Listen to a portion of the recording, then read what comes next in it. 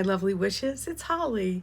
Welcome to Dandelion Stitches. Welcome, welcome. If you're new, this is a little bit of a different video than you're going to usually get on this channel, but it's a good, I hope that it's a good one for everybody. I am going to cry, just so you know. At some point, I may cry through the entire thing. We will see. But if I have to stop and compose myself, I will do so. So this video is about a quilt. It is this quilt that I'm holding in my lap. It is about family and hellos and goodbyes. And this quilt was put together, the top was put together by my grandmother, my Grandma Jessie. And it was quilted by, her name is Liz, and she's a cousin.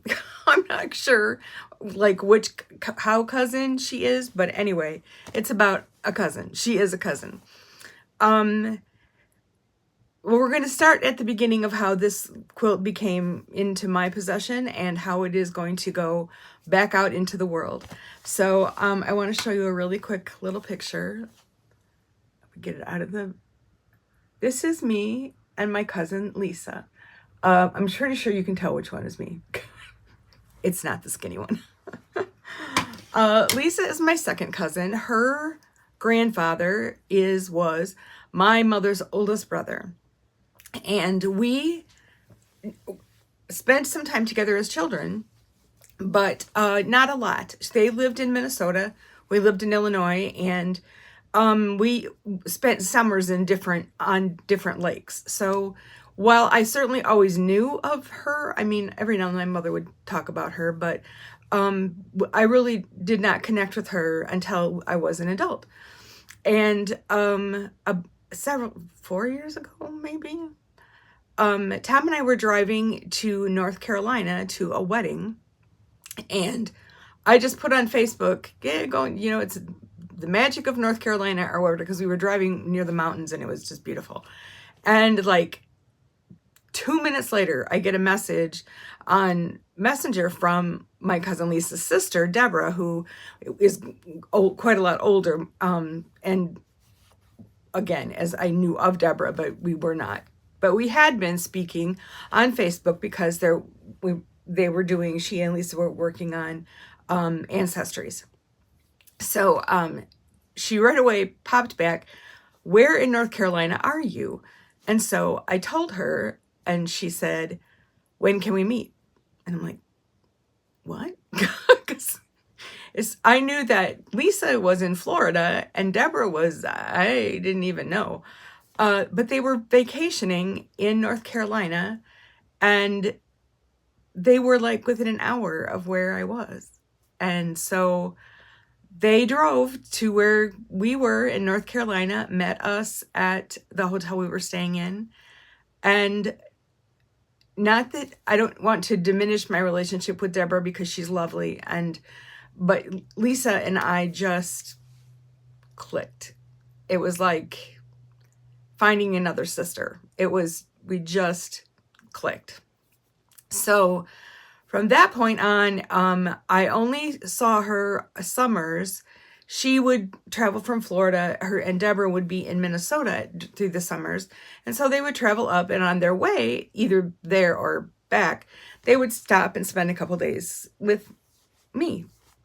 And we'd visit with my sister Kathy. And so last year when she came through, she brought this quilt, and she had it for I don't know how many years, but because she knew that I was a quilter and interested in quilting, she thought it would be appropriate that I would have the quilt.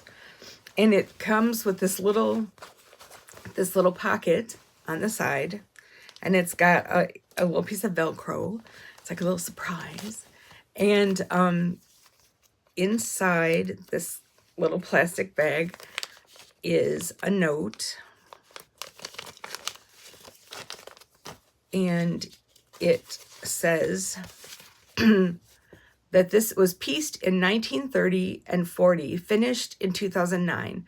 The quilt top was made by Jessie Viola Brown Williams. That was my grandmother. Born June 22nd, 1887, Esterville, Iowa. She died November 22nd, 1962 in Rockford. And so it gives her ideas. The quilt top was given to her granddaughter, Donna. Donna would be Lisa's mother. I know this is all, why do you need to know this? But just hang with me. It's all going to connect in a minute. Donna gave this quilt to her sister-in-law to finish, and Elizabeth Pearl Stiegel Williams, which is Liz, who did the quilting. It was the first large quilt I ever quilted. So this was Liz that wrote this. And it's all quilted by hand. I can't even imagine how long it took her. I can't. When Lisa and I looked over it, when she brought it, Lisa could see pieces in it that she recognized, like curtains from a cabin and maybe an apron and that kind of thing. So it's really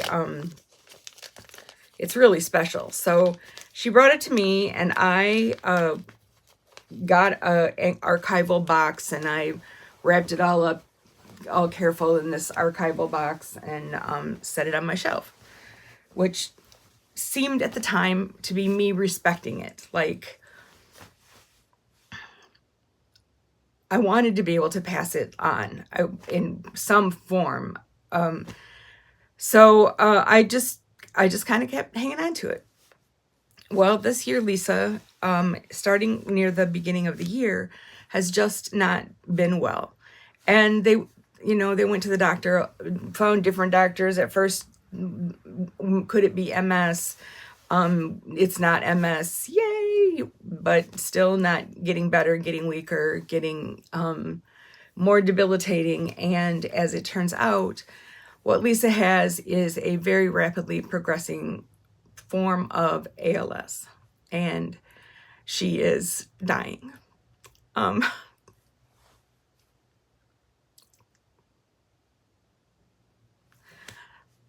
cannot express to you how much I love her. And even though we didn't get to see each other very frequently, we both just knew that we were kindred spirits and that we always had each other. So Lisa is on a hospice. She cannot speak. She's on a breathing apparatus, and we don't know how much time she's got, but it's not very, very much. So I had all of the fabric to make the Florida quilt that I put in the giveaway a few days ago.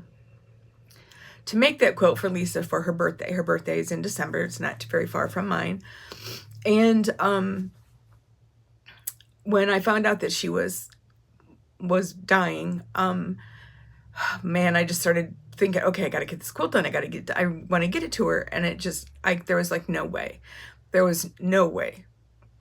Not to mention the fact that every time I got it out, I just did this. So one night when I couldn't sleep and I was laying there thinking, I thought, well, what about the other quilt?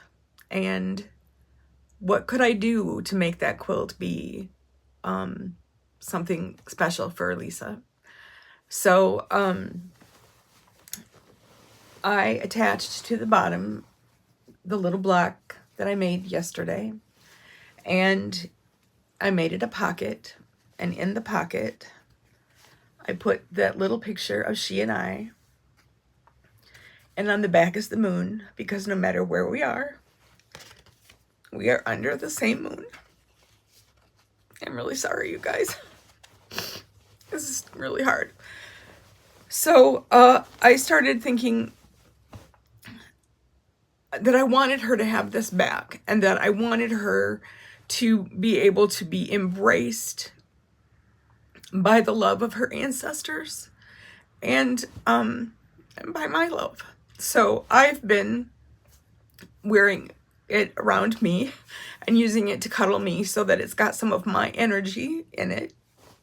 And I am going to pack it up and I'm going to send it to Florida, and I hope I hope that she can cover up with it and just know how much she's loved.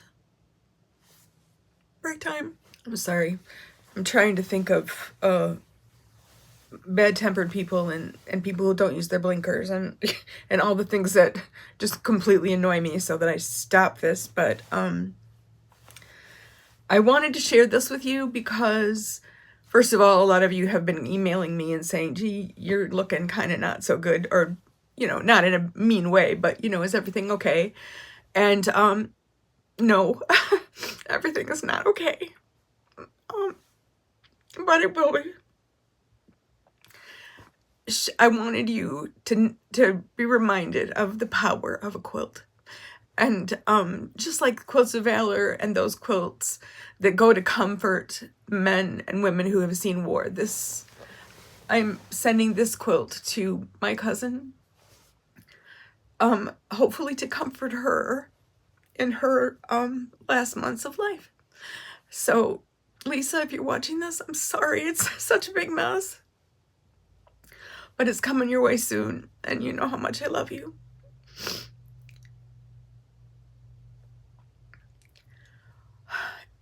This quilt has got, it's got a zillion little problems. You know how when you make your own quilt and you look at it and you go, oh, that point didn't match, and oh, this thing didn't, you know, and it's full of those little touches that make it a human, that it constructed by a human.